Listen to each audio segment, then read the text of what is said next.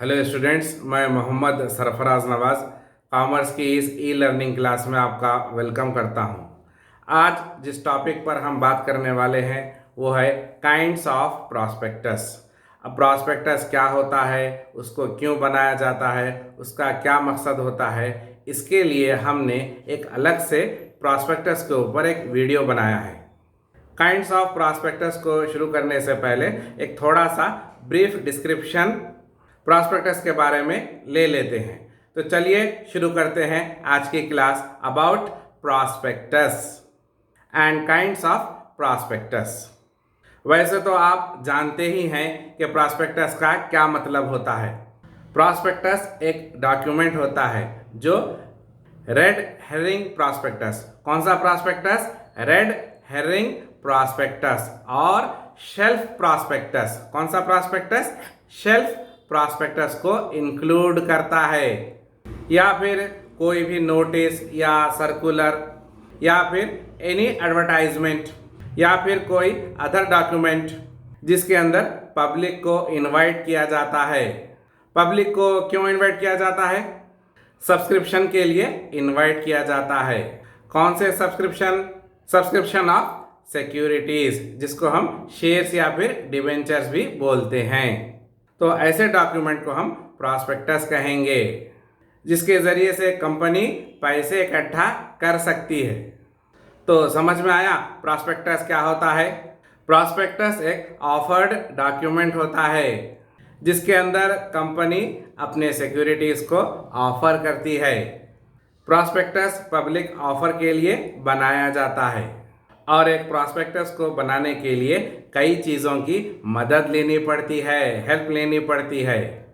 सबसे पहले है कंपनीज एक्ट 2013 की मदद से, हेल्प से प्रॉस्पेक्टस बनाया जाता है।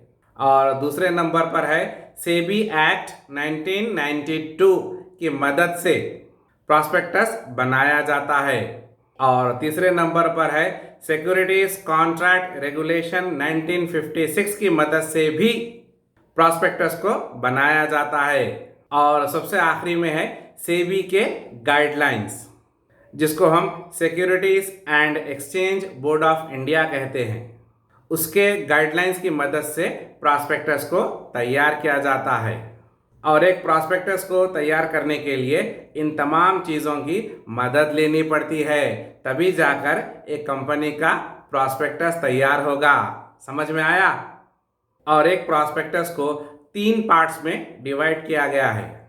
सबसे पहले है जनरल इंफॉर्मेशन, दूसरे नंबर पर है capital structure of the company, और तीसरे नंबर पर है terms of the present issue.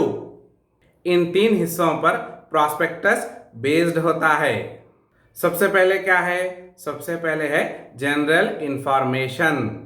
Prospectus के इस पार्ट में, जनरल इंफॉर्मेशन पार्ट में, कंपनी की जनरल इंफॉर्मेशन रहती है, जैसे कि कंपनी कितने स्टॉक एक्सचेंजेस में अपने शेयर्स की लिस्टिंग कराएगी, और कंपनी को मिनिमम सब्सक्रिप्शन 90% रिसीव होना चाहिए, तभी आगे शेयर्स का अलॉटमेंट होगा। सिक्योरिटीज इशू करने की ओपनिंग डेट क्या होगी और क्लोजिंग डेट क्या होगी, इसको भी प्रॉस्पेक्टस में बताना पड़ेगा। और किस दिन पब्लिक शेयर्स खरीदने की एप्लीकेशन सबमिट कर सकती है। कंपनी के ऑडिटर्स और मैनेजर्स के नाम रहेंगे और उनके एड्रेसेस भी रहेंगे। तो ये तमाम चीज़ें कंपनी के प्रॉस्पेक्टस में जनरल इंफॉर्मेशन में आएंगी। तो चलिए आगे बढ़ते हैं और अब बात करते हैं दूसरे पार्ट की, और वो है capital structure of the company. इसमें कैपिटल को बताया जाता है, मतलब authorised capital, issued capital, subscribed capital, paid up capital के बारे में बतलाया जाता है, और कंपनी कितने शेयर्स इशू कर रही है और उनकी क्या वैल्यूज़ हैं उनको भी बताना पड़ेगा। और तीसरा पार्ट है terms of the present issue. इस पार्ट में शेयर्स और डिबेंचर्स जो कंपनी इशू करने वाली होती है उसके टर्म्स एंड कंडीशंस को बताना पड़ेगा, और अप्लाई कैसे करना है उसको भी बताना पड़ेगा। और कंपनी को ये भी बताना पड़ेगा कि शेयर होल्डर्स को कुछ टैक्स बेनिफिट मिल रहा है या नहीं मिल रहा है। और कंपनी जब शेयर्स एंड डिवेंचर्स इशू करती है तो उनके राइट्स एंड पावर्स को भी बताना पड़ेगा। अगर कोई शेयर होल्डर इक्विटी शेयर्स खरीदता है तो उसको वोटिंग राइट्स मिलेंगे और डिविडेंड मिलेगा। और अगर कोई शेयर होल्डर प्रेफरेंस शेयर्स खरीदता है तो उसको एक फिक्स रेट ऑफ डिविडेंड मिलेगा। कंपनी को अपने प्रॉस्पेक्टस में ये तमाम चीज़ें बतानी पड़ेंगी और कंपनी के पिछले 10 सालों का फाइनेंशियल रिकॉर्ड्स को भी बताना पड़ेगा। कंपनी की प्रॉफिटेबिलिटी कितनी है, डिविडेंड कितना दिया गया है और कंपनी के मैनेजमेंट स्ट्रक्चर के बारे में भी बताना पड़ेगा। कंपनी के एम्प्लॉयज़ और कंपनी के एक्सपर्ट्स के बारे में भी बताना पड़ेगा। कंपनी का पास्ट ट्रेंड क्या था और फ्यूचर बिजनेस कैसे होगा उसको भी बताना पड़ेगा। और कितने लिटिगेशंस हैं, कोर्ट केसेस हैं, उनको भी बताना पड़ेगा। और कोर्ट केसेस कई सालों से पेंडिंग रहते हैं, उनको भी बताना पड़ेगा। और ये जितनी भी इंफॉर्मेशन होती है ये प्रॉस्पेक्टस में देनी पड़ेगी। और जब ही एक कंपनी का प्रॉस्पेक्टस तैयार होगा और पब्लिक के पास जाएगा तो अच्छी तरीके से समझ में आ गया प्रॉस्पेक्टस क्या होता है।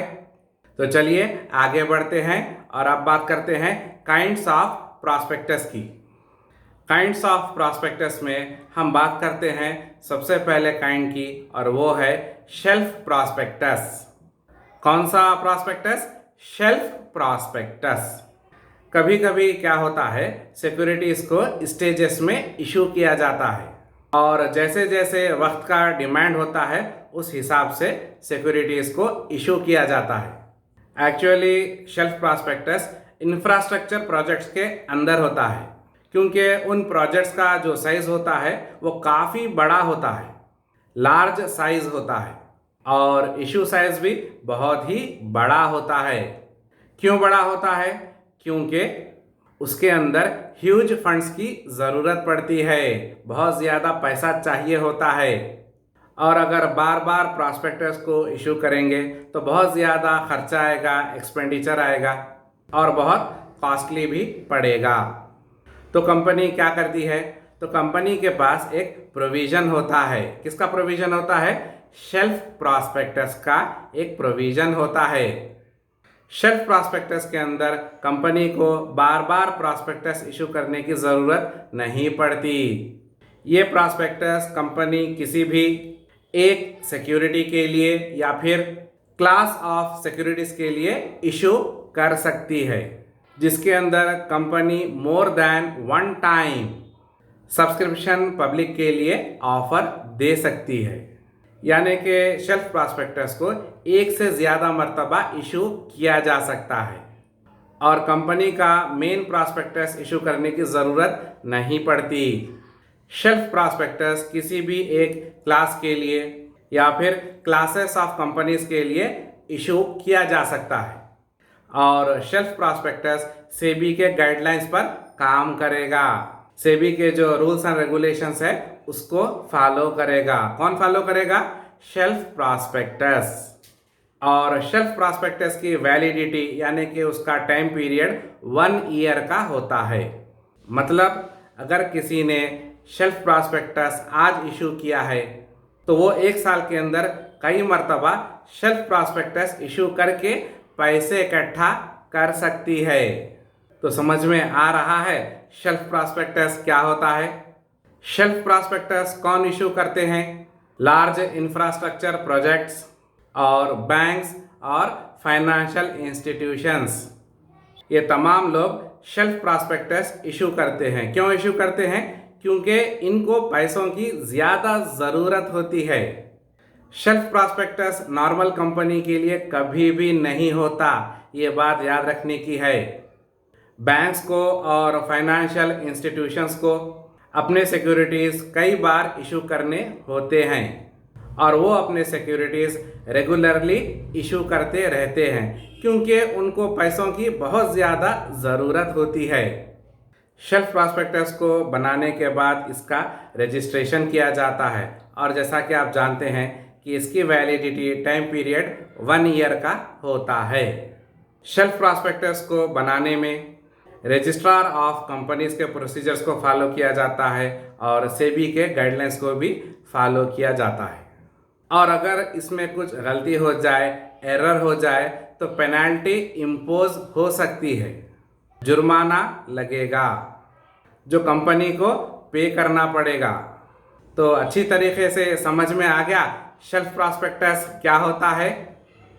प्रॉस्पेक्टस की दूसरी किस्म है, यानी कि दूसरा टाइप है या फिर काइंड है, रेड हेरिंग प्रॉस्पेक्टस। कौन सा prospectus? Red herring prospectus. Red herring prospectus को एक्चुअल प्रॉस्पेक्टस से पहले इशू किया जाता है और जिस दिन सब्सक्रिप्शन की ओपनिंग होती है उससे 3 दिन पहले, कितने दिन पहले? 3 दिन पहले रेड हेरिंग प्रॉस्पेक्टस को फाइल करना होता है। कहाँ फाइल करेंगे ये आप जानते हैं। Of course registrar of companies के पास फाइल करेंगे। और जब एक रेड हेरिंग प्रॉस्पेक्टस बनाया जाता है और एक कंपनी के पास अपना एक एक्चुअल प्रॉस्पेक्टस होता है, अगर इन दोनों के बीच में कुछ स्लाइट डिफरेंसेस रहेंगे या कुछ वेरिएशंस रहेंगे तो उनको हाईलाइट करना पड़ता है, बताना पड़ता है, और जितने भी वेरिएशंस होंगे उसकी हेडिंग बनाई जाएगी। पहले मेन हेडिंग रहेगी। हेडिंग क्या रहेगी? हाईलाइटेड एज वेरिएशंस, ये हेडिंग रहेगी।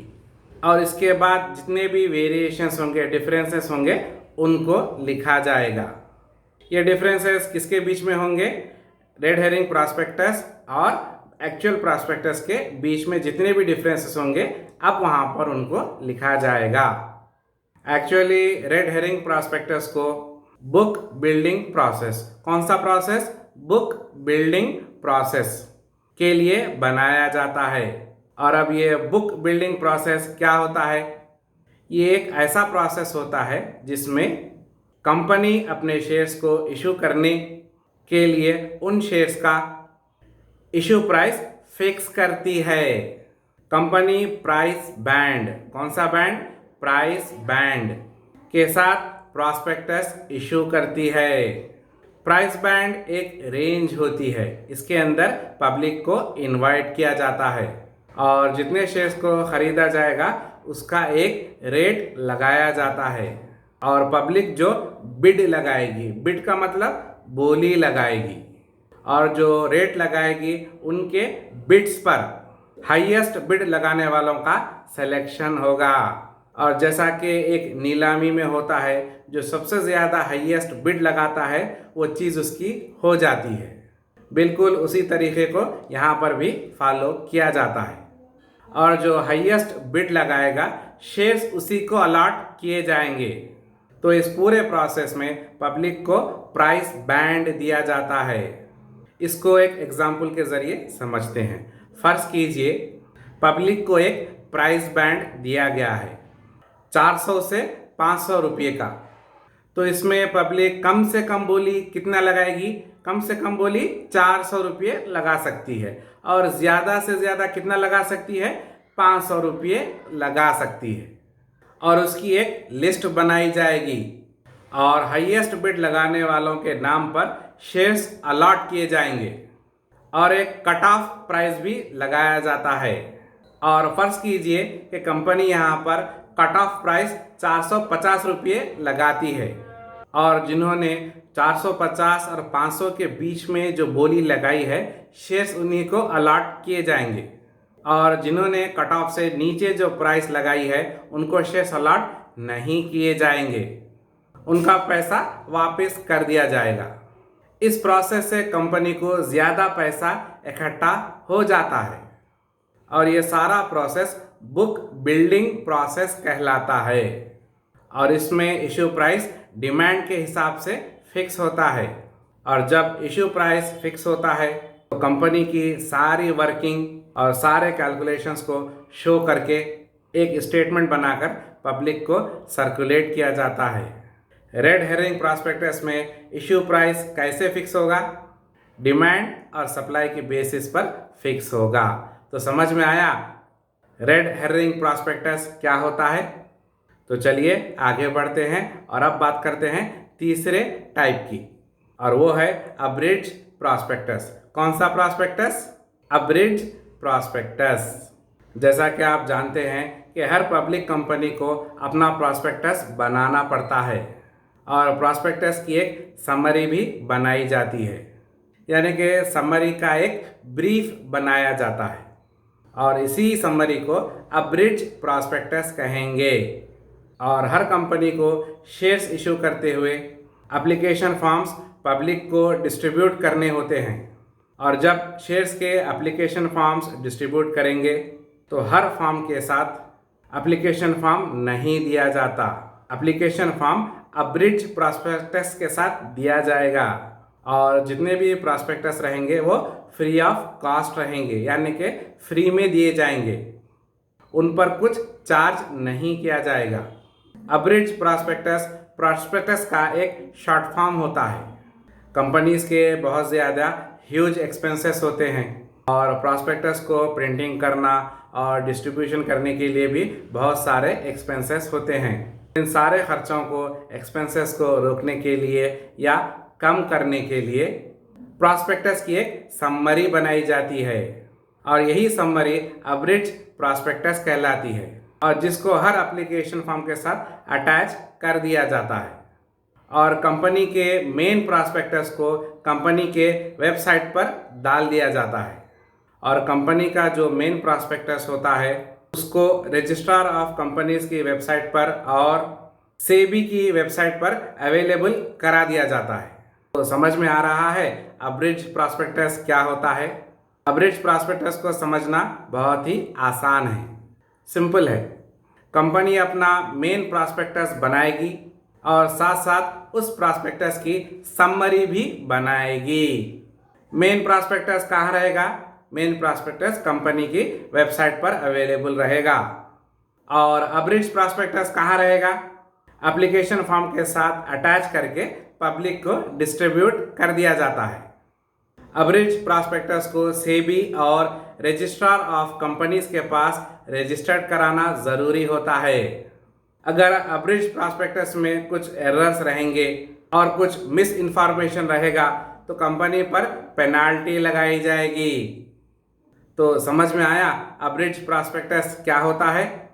चलिए आगे बढ़ते हैं और अब बात करते हैं प्रॉस्पेक्टस के लास्ट टाइप की, और वो है डीम्ड प्रॉस्पेक्टस। कौन सा प्रॉस्पेक्टस?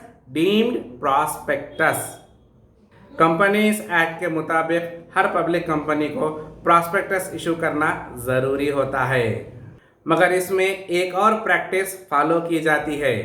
उसके अंदर क्या किया जाता है कि कंपनी अपने सारे शेयर्स किसी दूसरी पार्टी को दे देती है, जिसे इशू हाउस कहा जाता है। कौन सा हाउस कहा जाता है? इशू हाउस कहा जाता है, जहां पर कंपनी अपने शेयर्स किसी दूसरी पार्टी को दे देती है। फिर वो इशू हाउस क्या करता है? वो इशू हाउस ऑफर करता है। इशू हाउस कंपनी के बिहाफ में एडवर्टाइजमेंट दे रहा है और ऑफर ऑफ सेल कर रहा है, तो इसी को डीम्ड प्रॉस्पेक्टस कहा जाएगा। डीम्ड प्रॉस्पेक्टस को प्रॉस्पेक्टस ही माना गया है। इशूइंग हाउस एक प्रोफेशनल होता है जिसके साथ कंपनी का अग्रीमेंट होता है। अगर कंपनी डायरेक्ट अपने सिक्योरिटीज़ को इशू कर रही है तो उसको प्रॉस्पेक्टस इशू करना पड़ेगा, मगर यहाँ पर कंपनी नहीं है, इशूइंग हाउस है। और इशूइंग हाउस जो डॉक्यूमेंट बनाता है सिक्योरिटीज़ को इशू करने के लिए, और ये डॉक्यूमेंट पब्लिक को दिया जाएगा और इसी को डीम्ड प्रॉस्पेक्टस कहेंगे। और एक जनरल प्रॉस्पेक्टस को बनाने के लिए जितने भी प्रोसीजर्स रहेंगे, रूल्स एंड रेगुलेशंस रहेंगे, डीम्ड प्रॉस्पेक्टस को बनाने के लिए भी वो सारे के सारे एप्लीकेबल होंगे। और अगर कंपनी की तरफ से कुछ फ्रॉड हुआ, कुछ एरर हुआ या फिर इशूइंग हाउस की तरफ से कुछ मिस इन्फॉर्मेशन हुआ तो दोनों पर पेनाल्टी लगेगी और ये पेनाल्टी 50,000 तक की होगी। और ये डीम्ड प्रॉस्पेक्टस कौन बनाएगा? डीम्ड प्रॉस्पेक्टस को इशूइंग ऑफिसर बनाएगा। और जो कंपनी का एक तरह का स्पेशल शेयर होल्डर रहेगा और जिसने कंपनी के सारे शेयर्स एक साथ परचेज कर लिए हैं, उसके बाद वो पब्लिक को सेल करेगा। डीम्ड प्रॉस्पेक्टस को बनाने से कंपनी का टाइम और एफर्ट दोनों सेव होंगे। डीम्ड प्रॉस्पेक्टस के सारे कामों को इशूइंग हाउस मैनेज करेगा। इशूइंग हाउस को इस काम को करने के लिए एक फीस देनी पड़ती है, क्योंकि इशूइंग हाउस एक रजिस्टर्ड बॉडी होती है जो डीम्ड प्रॉस्पेक्टस को तैयार करने के लिए बनाई गई है। तो समझ में आया डीम्ड प्रॉस्पेक्टस क्या होता है? तो आज की इस क्लास में आपने क्या सीखा? तो आज की इस क्लास में आपने जाना कि प्रॉस्पेक्टस क्या होता है और वो कितने टाइप्स का होता है। कितने टाइप्स का होता है प्रॉस्पेक्टस? 4 टाइप्स का होता है। कौन कौन से हैं वो 4 टाइप्स? सबसे पहले है शेल्फ प्रॉस्पेक्टस, दूसरे नंबर पर है रेड हेरिंग प्रॉस्पेक्टस, और तीसरे नंबर पर है अब्रिज प्रॉस्पेक्टस, और चौथे नंबर पर है डीम्ड प्रॉस्पेक्टस। आपने तो जान लिया कि प्रॉस्पेक्टस क्या होता है और कितने टाइप्स का होता है, क्यों इशू किया जाता है, इसका मकसद क्या है, कितने टाइप्स का होता है। मगर कुछ कंडीशंस ऐसे भी हैं, केसेस ऐसे भी हैं जहां पर प्रॉस्पेक्टस को इशू नहीं किया जाता। ये बात भी याद रखने की है। जहां पर पब्लिक ऑफर करनी ही नहीं है, शेयर्स और डिबेंचर्स को इशू करना ही नहीं है, तो वहां पर प्रॉस्पेक्टस को इशू नहीं किया जाता। और दूसरा कंडीशन है जहां पर अंडरराइटिंग अग्रीमेंट होता है, जहां पर हम किसी बैंक को या फाइनेंशियल इंस्टीट्यूशन को या फिर ब्रोकर से अंडरराइटिंग करवा लेते हैं अपने शेयर्स को और डिबेंचर्स को, तो वहां पर भी कंपनी को प्रॉस्पेक्टस इशू करने की ज़रूरत नहीं पड़ती। तीसरा कंडीशन है जहां पर कंपनी के पुराने एग्जिस्टिंग मेंबर्स हो, तो वहां पर भी प्रॉस्पेक्टस को इशू नहीं किया जाता। और अगर एग्जिस्टिंग मेंबर्स और डिबेंचर होल्डर्स 49 मेंबर्स तक हैं तो उनको प्राइवेट प्लेसमेंट कहा जाएगा। और अगर एग्जिस्टिंग मेंबर्स और डिबेंचर होल्डर्स 50 से ज़्यादा हो गए तो वहाँ पर प्रॉस्पेक्टस इशू करना पड़ेगा। और चौथा कंडीशन वो है जहाँ पर प्रॉस्पेक्टस को इशू नहीं किया जाता, वो है जहाँ पर शेयर्स और डिबेंचर्स यूनिफॉर्म नेचर के हैं, जो कंपनी ने पहले इशू किए थे और वो सेम थे और वो रिकॉग्नाइज्ड स्टॉक एक्सचेंज में कोटेड हैं। तो इस केस में भी प्रॉस्पेक्टस इशू करने की ज़रूरत नहीं होती। और पांचवा केस है जहां पर प्रॉस्पेक्टस को इशू करने की ज़रूरत नहीं होती, और वो है जहां पर आप पब्लिक को इनवाइट कर रहे हैं। कैसे इनवाइट कर रहे हैं? एडवर्टाइजमेंट के थ्रू इनवाइट कर रहे हैं। कौन सा एडवर्टाइजमेंट? न्यूज़पेपर का एडवर्टाइजमेंट के थ्रू कर रहे हैं। वहां पर भी कंपनी को प्रॉस्पेक्टस इशू करने की ज़रूरत नहीं पड़ती। और छठा केस है जो आप जानते हैं, जहां पर प्रॉस्पेक्टस को इशू नहीं किया जाता। क्या है वो? बोलिए, सोचिए। और वो है प्राइवेट कंपनी। प्राइवेट कंपनी में प्रॉस्पेक्टस इशू नहीं किया जाता। तो ये 6 केसेस में प्रॉस्पेक्टस को इशू नहीं किया जाता, ये बात याद रखने की है। इस क्लास में आपको समझा दिया गया है कि प्रॉस्पेक्टस क्या होता है, उसका मकसद क्या है और उसका फंडामेंटल बेसिक क्या होता है, और कितने टाइप्स के प्रॉस्पेक्टस होते हैं, और प्रॉस्पेक्टस को किन केसेस में, किन कंडीशंस में इशू नहीं किया जाता, वो भी आज की इस क्लास में आपने सीखा है। और मैं उम्मीद करता हूँ कि आपको आज की ये क्लास समझ में आई होगी। तो हमारी इस क्लास को यहीं पर रोकते हैं और मिलते हैं अपने नेक्स्ट वीडियो में। और तब तक के लिए अपना ख्याल रखना, दुआओं में मुझे याद रखना। Thank you.